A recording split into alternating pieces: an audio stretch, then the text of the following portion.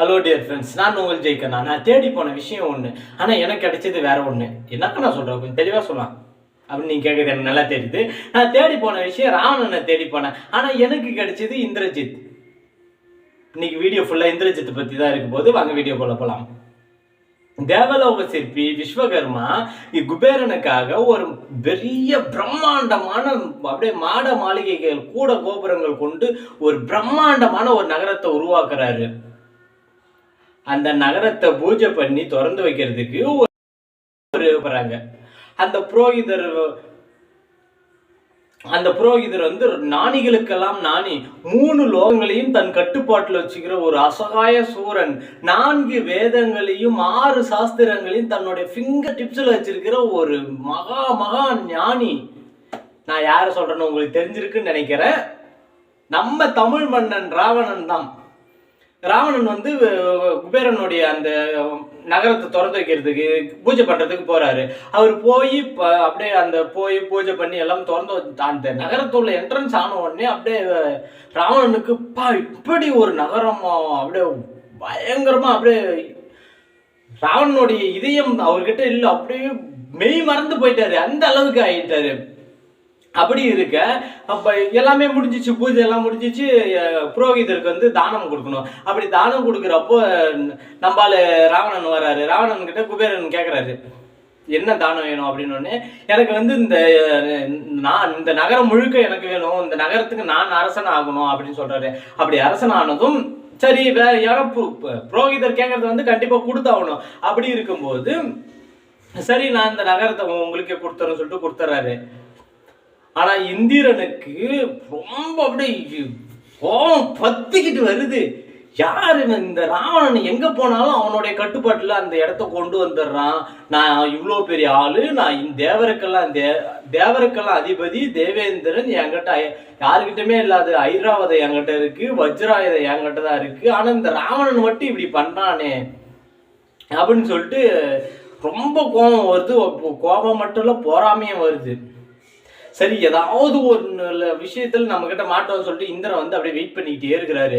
அப்படி வெயிட் பண்ணும்போது ராவணன் வந்து ரொம்ப பிரம்மாண்டமா இலங்கை ஸ்ரீலங்கா ஆட்சி பண்றாரு. அப்படி ஆட்சி பண்ணிட்டு இருக்கும்போது எல்லா இடத்தையும் பண்ணிட்டு கடைசியா என்ன பண்றாரு, ராவணன் அவருடைய படைகள் எல்லாம் கூப்பிட்டுட்டு இந்திரலோகத்துக்கு போர் பண்ண யுத்தம் பண்றதுக்கு இந்திரன் கூட போர் பண்றதுக்கு போயிட்டாரு.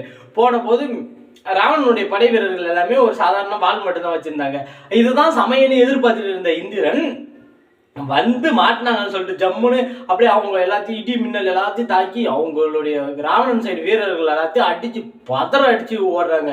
இதை பார்த்துட்டு இருந்த ராவணன் சியாம வந்து வந்தனா கழுத்து மேலே விட்டுருவேன் அப்படின்னு சொல்லிட்டு அந்த அளவுக்கு இந்திரன் நோக்கி போறாரு. இந்திரன் நோக்கி போகும்போது இன்னும் அப்படியே அவர் ராவணன் அந்த எதிர்பார்க்காத நேரத்துல வஜ்ராயுதத்தை வச்சு இந்திரன் அடிச்சிடறாரு. அடிச்ச உடனே அவர் வந்து கீழே வந்து அப்படியே மயக்கம் போட்டுறாரு. அந்த மயக்கம் போட்டிருந்த அந்த சமயத்துல ஆள் சரி மாட்டிக்கிட்டாரு. கூண்டுக்குள்ள இருக்கும்போது புளிய பிடிக்கலாம்னு சொல்லிட்டு அவரை அரெஸ்ட் பண்ணி கொண்டு போய் ஜெயில வச்சுட்டு இருந்தோடனே அப்படியே இந்திரனுக்கு வந்து ஒரு மாதிரி எப்படி சொல்லிட்டு அப்படியே அடாடா உடனே நான் முடி தூக்கி ஜெயில போட்டேன் பத்தி அப்படின்னு சொல்லிட்டு அந்த ஒரு ஆணவ சிரிப்பு சிரிச்சிட்டு இருக்காரு. அந்த சிரிப்பு சிரிச்சிட்டு இருக்கும்போது அப்படியே ராவணன் வந்து அப்படியே புன்னகை அப்படியே பொன்முருவலா சிரிக்கிறாரு. அப்படி சிரிக்கும் போது என்னன்னு ஒரு மாதிரி பாக்குறாரு. அப்படியே இடி சத்தமும் அப்படியே பிரளயமே வர மாதிரி அப்படியே இந்திரலோகமே அதிருது. அப்போ ராவணனுக்கு தெரியும் உள்ள வருது யாருன்னு. பொம்மைகளை வைத்து விளையாடும் வயதில் சிங்கங்களின் பிடரியை பிடித்து விளையாடியவன், 51 சஸ்திர வித்தைகளையும் 84 அஸ்திர வித்தைகளையும் மும்மூர்த்தியின் ஆயுதங்களான பாசுபதாஸ்திரம், நாராயணாஸ்திரம், பிரம்மாஸ்திரம், இந்த 3 அஸ்திரங்களையும் ஒருங்கே கொன்ற ஒரு மாபெரும் வீரன். பெண்கள் விடயத்திலேயும் இல்லற ஒழுக்கத்திலும் ராமகாவியத்தின் 2வது ராமன் மேகநாதன் இந்திரஜித். என்ன கண்ணா மேகநாதனுக்கு இவ்வளோ பில்டப் கொடுக்குற அப்படின்னா, அவன் நம்ம மன்னன், நம்ம இளவரசன், நம்ம வீட்டு புள்ள, நம்மளுடைய இளவரசன். அப்போ இவ்வளோ பில்டப் கொடுக்காம என்ன பண்றது?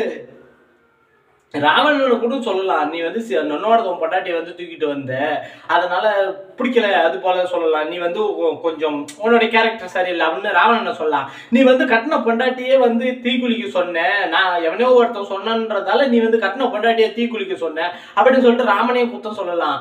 ஆனா இவங்க எல்லாம் குற்றம் சொல்ற அளவுக்கு இருக்கிறாங்க. ராம காவியத்தின் இன்னொரு ராமன் சொல்லலாம், இரண்டாவது ராமன் அப்படின்னு சொல்லலாம், மேகநாதன் என்கிற இந்திரஜித். அவருடைய ஒய்ஃப் பேர் வந்து சுலோச்சனை.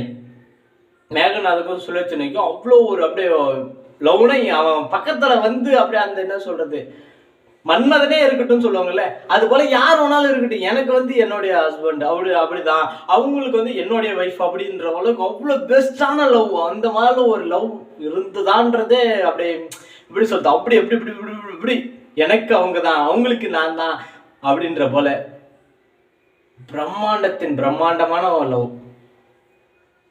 ரொம்ப இது ஒரு சின்ன இன்ட்ரோ மாதிரி தான் கொடுக்கலாம்னு நினைச்சு இதே பெரிய வீடியோ போயிடுச்சு. இது வந்து தனியாக ஒரு வீடியோ பண்றேன்.